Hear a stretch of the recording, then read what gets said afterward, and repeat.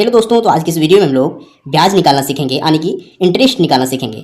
तो सबसे पहले इसमें हम लोग गांव का ब्याज निकालना सीखेंगे, उसके बाद हम लोग बैंक का ब्याज निकालना सीखेंगे। तो आप दोनों तरीकों को ध्यान से देखिए, तभी आपको समझ में आएगा। तो चलिए वीडियो को स्टार्ट करते हैं। सबसे पहले हम लोग देखिए, गाँव का ब्याज का जो क्वेश्चन है ये है, गीता ने 1800 रुपये दिए लक्ष्मी को 5% मासिक ब्याज की दर पर 7 महीने के लिए, तो ब्याज निकालें तथा कुल कितना रुपया लौटाना पड़ेगा। यहाँ क्वेश्चन को समझिए, गीता ने लक्ष्मी को पैसे दिए 1800 रुपये और कितने महीने के लिए, 7 महीने के लिए। दर क्या है, 5% मासिक ब्याज की दर है। तो चलिए इस क्वेश्चन को एक खास तरह के सूत्र से सॉल्व करते हैं। सूत्र क्या होता है समझिए। तो सूत्र होता है ब्याज बराबर मूलधन गुना समय गुना दर बटा 100। अब हमें यहाँ सबसे पहले मूलधन को ढूंढना है। तो मूलधन कितना है, जो हमारी राशि होती है वो मूलधन कहलाता है। तो यहाँ मूलधन 1800 रुपये है। फिर समय कितना है, समय 7 महीना है। दर क्या है, दर है 5% मासिक ब्याज की दर।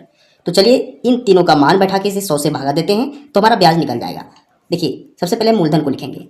तो मूलधन हमारा है 1800 रुपये, जैसे 1800 रुपये इस प्रकार लिख देंगे। गुना करेंगे, समय क्या है 7 महीने, तो यहाँ इसे 7 लिख देंगे। फिर गुना दर करना है, दर 5% है तो 5 लिख देंगे। इसे 100 से भागा देना होता है तो हम लोग बटे में 100 लिखेंगे। तो बटे में हम लोग 100 लिखेंगे। अब देखिए ऊपर नीचे कुछ कटेगा तो उसे काटिए। देखिए ऊपर में 2 जीरो है, नीचे भी 2 जीरो है, दोनों कट जाएंगे। नीचे सिर्फ एक बचा हुआ है तो भाग देने में इसका कोई वैल्यू नहीं होता है। अब हम लोग तीनों ऊपर की संख्याओं को गुना कर देंगे। 18 गुना 7 गुना 5, तो ये हो जाएगा गुना होके 630 रुपये। ये हमारा गांव का ब्याज निकल चुका है 630 रुपये। तो ये होता है ब्याज निकालने का तरीका। अब इसमें क्या करना है, हमें एक और क्वेश्चन है कि कुल कितना रुपये लौटाना पड़ेगा। तो हमें जितने रुपये दिए गए थे पहले 1800 रुपये और प्लस ब्याज दोनों को मिला के लौटाना पड़ता है।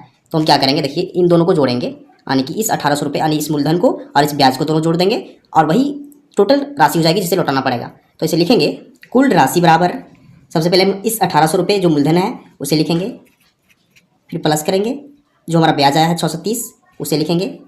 अब इन दोनों को जोड़ेंगे तो हमें मिलेगा 2430 रुपये। ये रुपये हमें लौटाने पड़ेंगे, किसे, इस गीता को, लक्ष्मी को रुपये लौटाने पड़ेंगे। तो ये तरीका होता है गांव का ब्याज निकालने का। अब हम लोग बैंक का ब्याज निकालना सीखेंगे, जो इससे काफ़ी फ़र्क होता है, इससे काफ़ी अंतर होता है। तो आप इसे पूरे ध्यान से समझिए ताकि आपको कोई भी कन्फ्यूजन ना बचे।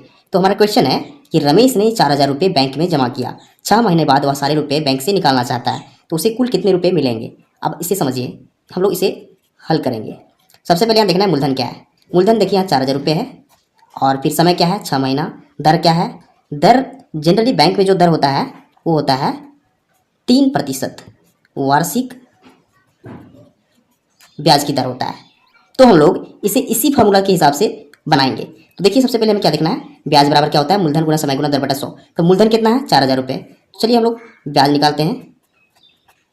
मूलधन कितना है 4000 रुपये, इसे गुना करेंगे 4000, गुना समय करना है, समय कितना है 6 महीना, और फिर दर कितना है 3% वार्षिक ब्याज की दर। अब आपको यहाँ एक चीज़ का ध्यान रखना है कि यहाँ जो ब्याज की दर होता है वो क्या है, वार्षिक ब्याज की दर है, और समय क्या है, महीने में है। तो हमें इसे चेंज करना पड़ेगा, इस महीने को हमें वर्ष में चेंज करना पड़ेगा इसके अनुसार, क्योंकि अगर हम यहाँ 6 महीने से गुना करते हैं तो हमारा ये ब्याज गलत हो जाएगा। तो सबसे पहले हमें इसके अनुसार, इस वार्षिक के अनुसार इसे समय को भी हम लोग वर्ष में चेंज करेंगे। तो 6 महीने बराबर कितने वर्ष हो जाएंगे, यहाँ ध्यान दीजिए। अगर हम 6 महीने का हिसाब देखें, 6 महीने बराबर, तो ये हो जाएगा 6/12 वर्ष।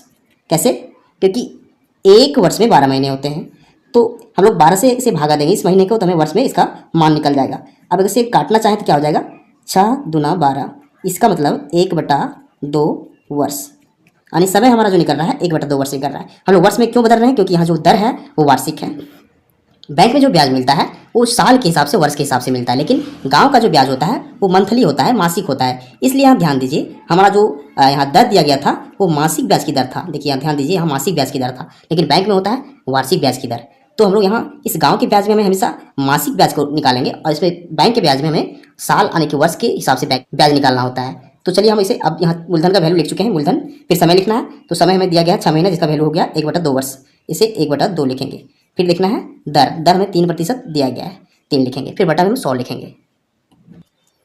तो बटा में हम 100 लिखते हैं इस प्रकार से। अब ऊपर नीचे कुछ कटेगा तो उसे काटिए, फिर से यहाँ डबल जीरो कट जाएंगे, नीचे सिर्फ एक बचा हुआ है। अब क्या करेंगे, ऊपर की तीनों संख्याओं को गुना करेंगे, 40 गुना 1/2 गुना 3, तो 2 से 40 को काटेंगे तो 20 बार में कटेगा, और 20 गुना 3 कितना हो जाएगा 60। ये 60 रुपये आ जाएगा क्योंकि ब्याज है। अब ध्यान दीजिए, बैंक जो है वो 6 महीने का ब्याज कितना दे रहा है, 4000 रुपये का, सिर्फ 60 रुपये। क्योंकि यहाँ जो बैंक का जो दर होता है वो वार्षिक होता है और गांव में जो ब्याज का दर होता है वो मासिक होता है। इसलिए गांव में अधिक ब्याज मिलता है। जैसे हम देख सकते हैं ब्याज कितना है, 630 रुपये और इसमें 60 रुपये, काफ़ी फर्क है। तो ये तरीका होता है दोनों तरह के ब्याज निकालने का। तो उम्मीद करते हैं आपको मेथड समझ में आ चुका होगा। तो अगर आपको वीडियो पसंद आता है तो वीडियो को लाइक कीजिए और चैनल को सब्सक्राइब जरूर कीजिए, क्योंकि मैं इस तरह का वीडियो बनाते रहते हैं जो आपके काम का हो। Thank you.